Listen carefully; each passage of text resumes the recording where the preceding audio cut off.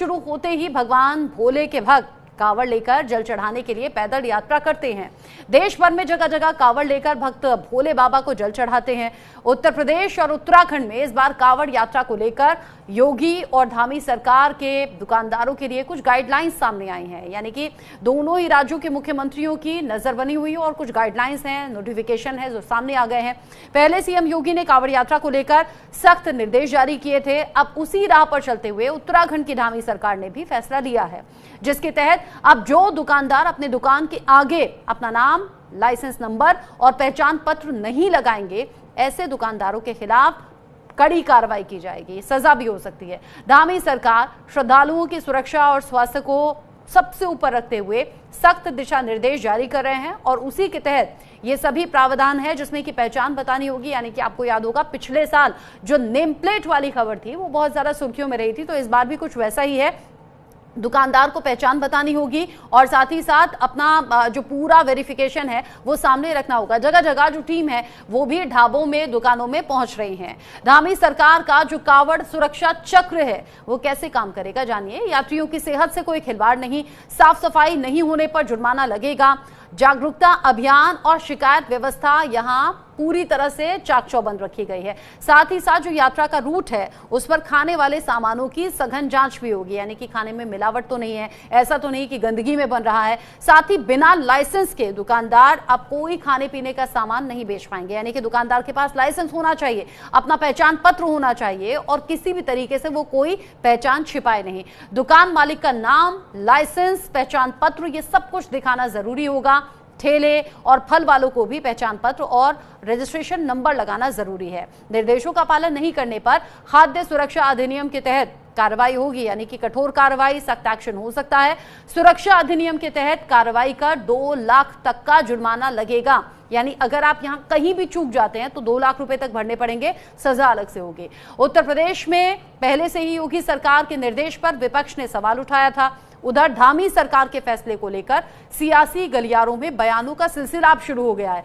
कांग्रेस के राज्यसभा सांसद और मध्य प्रदेश के पूर्व मुख्यमंत्री दिग्विजय सिंह को ये सीधे तौर पर बयान उनका सामने आया है। कह रहे हैं कि नफरत से जोड़ते हुए यहां बयान दे दिया, कह रहे हैं कि ये तो नफरत को बढ़ावा देने जैसा है, यहां धर्म के नाम पर भेदभाव करने की बात दिग्विजय सिंह ने कह दी है। कह रहे हैं कावड़ यात्रा को लेकर यूपी और उत्तराखंड सरकार की ओर से जो व्यवस्था की जा रही है, विपक्ष के बयान ने सियासी गलियारे में सरगर्मी बढ़ा दी है। देश में एक नई बहस छिड़ गई है, लेकिन सरकार ने साफ कर दिया कि कावड़ यात्रा मार्ग पर नाम छिपाना बाद में दुकानदार को भारी पड़ेगा, पछताना पड़ेगा। धामी सरकार का फरमान, दुकानदार बिना लाइसेंस के अब कोई सामान बेच नहीं पाएंगे। योगी और धामी सरकार ने इसको लेकर निर्देश जारी किया है। कावड़ यात्रा में विशेष व्यवस्था होनी चाहिए। सावन के त्योहार को देखते हुए, साथ ही कावड़ यात्रा को देखते हुए ये सभी विशेष इंतजाम न सिर्फ उत्तर प्रदेश बल्कि उत्तराखंड में भी अब हो रहे हैं, एक्शन में है, यानी कि योगी और धामी सरकार। इसको लेकर तमाम रिएक्शंस भी सामने आ रहे हैं और साथ ही साथ कुछ रिएक्शंस जिनका हम रुख करें उससे पहले ये तस्वीरें भी देख लीजिए। तस्वीरें देखकर आपको समझ में आ जाएगा कि जगह जगह जो रूट हैं वो तैयार हैं कावड़ यात्रियों को लेकर, और कावड़ यात्रा को लेकर देश की राजनीति एक बार फिर से गर्मा गई है। कांग्रेस नेता दिग्विजय सिंह और समाजवादी पार्टी के नेता एसटी हसन के बयानों ने विवाद खड़ा कर दिया है।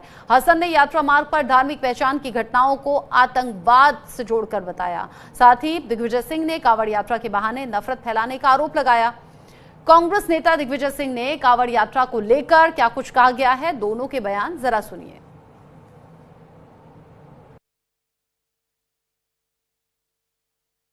ऐसा है, ये राज्य सरकार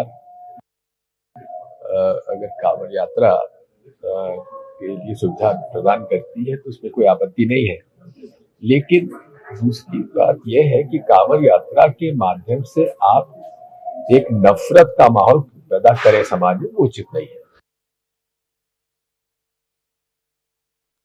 देखिए, ये धर्म के ठेकेदार नहीं है।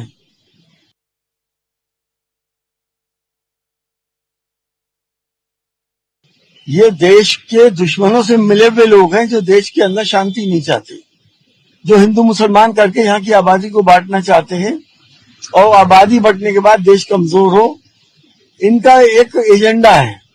लोग इस बात को समझ नहीं रहे, लेकिन धर्म की आड़ में धार्मिक ब्लैकमेल करके ये सब हरकतें कर रहे हैं। किसने ये राइट दिया इनको कि ढाबों की चेकिंग करें? ये किसने इनको ये राइट दिया कि लोगों की पैंटें उतरवाएं? क्या इनमें और उन आतंकवादियों में कोई फर्क है जिन्होंने धर्म पूछ के पहलगाम के अंदर गोलियां मारी थी? ये भी एक तरह के आतंकवादी हैं और वो भी आतंकवादी थे।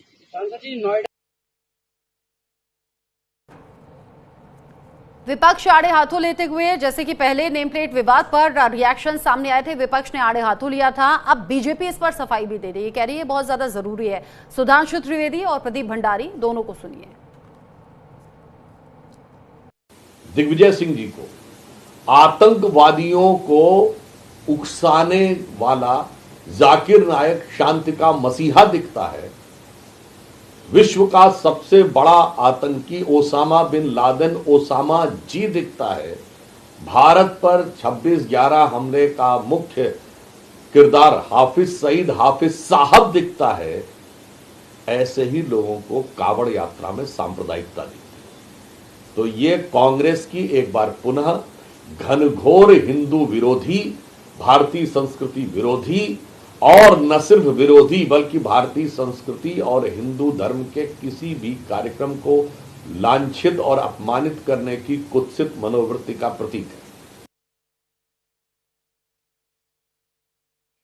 है। या दिग्विजय सिंह, कांग्रेस पार्टी या समाजवादी पार्टी, नाम इन दोनों के अलग है परंतु कार्य एक है, हिंदू विरोध। इसीलिए दिग्विजय सिंह को कावड़ यात्रा में नफरत दिखती है।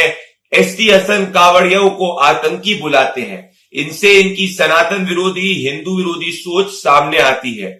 इनका समाजवाद हिंदू विरोध पे चलता है। कांग्रेस पार्टी की विचारधारा का डीएनए हिंदू विरोध है। ये वही कांग्रेस पार्टी है जिसने हिंदू तालिबान जैसे शब्दों का प्रयोग किया था। ये वही समाजवादी पार्टी है जिसने हमारे संतों को मठाधीश बुलाया था। इसीलिए इस देश का सनातनी समाज इस हिंदू विरोधी विपक्ष को हमेशा किनारे पर रखता है, क्योंकि इनकी सोच देश के समाज को बांटने की है।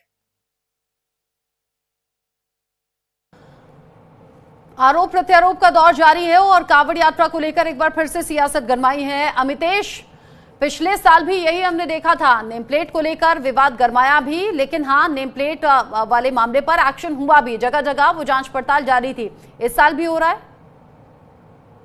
उत्तर प्रदेश सरकार ने साफ कर दिया है कि सुरक्षा के साथ किसी तरह की भी जो खिलवाड़ है वो बर्दाश्त नहीं किया जाएगा।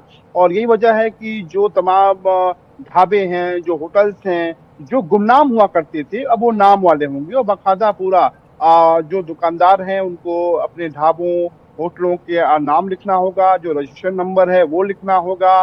उसके अलावा जो तमाम सुरक्षा के कड़े इंतजाम है वो भी, उसकी भी जो व्यवस्था है वो योगी सरकार कर रही है। उसके अलावा अगर हम बात करें प्रशासनिक अमले की, तो यूपी के डीजीपी राजीव कृष्ण ने साफ तौर पे कह दिया है कि इन तमाम इलाकों से जहां से कांवड़िया आते हैं, हरिद्वार के जो रास्ते हैं, चाहे मुजफ्फरनगर की बात करें या फिर सहारनपुर समेत आसपास के जो भी इलाके हैं, गाजियाबाद, नोएडा, उन तमाम जगहों पे जो सुरक्षा व्यवस्था की जो।